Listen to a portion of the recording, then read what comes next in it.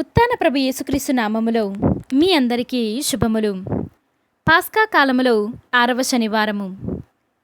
పరిశుద్ధ కన్య మరియమ్మ సందర్శనము. ఇశ్రాయేలు రాజైన ప్రభువు నీ నడుమనున్నాడు. మొదటి పఠనము జెఫన్యా గ్రంథము 3వ అధ్యాయము 14వ వచనము నుండి 18వ వచనం వరకు. సియోను కుమారి ఆనందనాదము చేయుము, ఇశ్రాయేలు హర్షధ్వానము చేయుము. యెరూషలేము కుమారి నిండు హృదయముతో సంతసింపుము. ప్రభువు నీ దండనమును తొలగించెను, నీ శత్రువులను చెల్లాచెదరు చేసెను. ఇశ్రాయేలు రాజైన ప్రభువు నీ నడుమనున్నాడు. కావున నీవు ఇక ఏ కీడునకు భయపడనక్కరలేదు.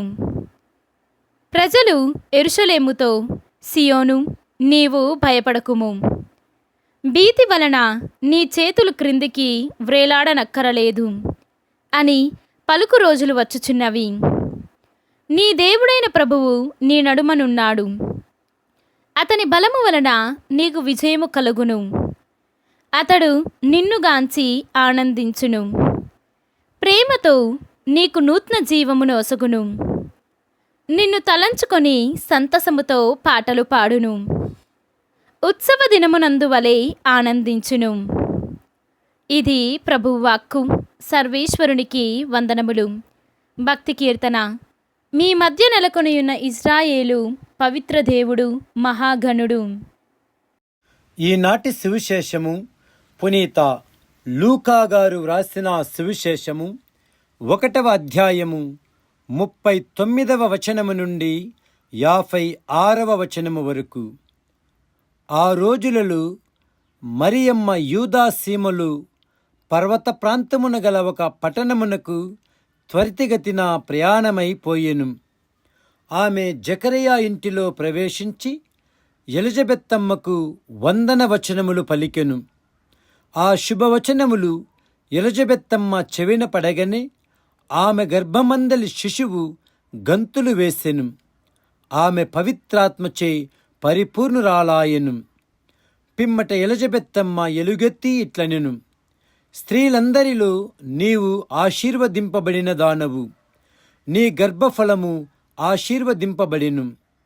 నా ప్రభువు తల్లి నా యొద్దకు వచ్చుట నాకు ఎలాగు ప్రాప్తించెను? నీ శుభవచనములు నా చెవిని సోకగనే నా గర్భమందలి శిశువు ఆనందముచే గంతులు వేసెను. ప్రభువు పలికిన వాక్కులు నెరవేరునని విశ్వసించిన నీవెంత ధన్యురాలవు.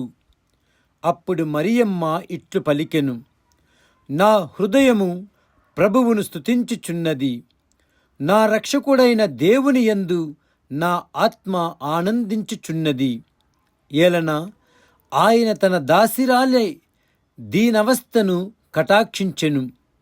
ఏలన సర్వశక్తివంతుడు నా ఎడల గొప్ప కార్యములు చేసెను. ప్రభువు పట్ల భయభక్తులు గలవారి మీద ఆయన కనికరము తరతరముల వరకు ఉండును. ఆయన తన బహుబలమును చూపి అహంకారుల దురాలోచనలను, అధిపతులను ఆసనముల నుండి పడద్రోసి దీనులను లేవనెత్తును. ఆకలిగొన్న వారిని సంతృప్తిపరచి ధనవంతులను వట్టి చేతులతో పంపివేసెను. మన పితామహులు అబ్రహామునకు అతని సంతతి వారికి తరతరముల వరకు తన కనికరమును బట్టి తన సేవకుడు ఇశ్రాయేలునకు సహాయము చేసెను. మరియమ్మ 3 మాసములు ఎలిజబెత్తమ్మతో ఉండి పిమ్మట తన ఇంటికి తిరిగిపోయెను. ఇది క్రీస్తు సువిశేషము. క్రీస్తువా మీకు స్తుతి కలుగునుగాక.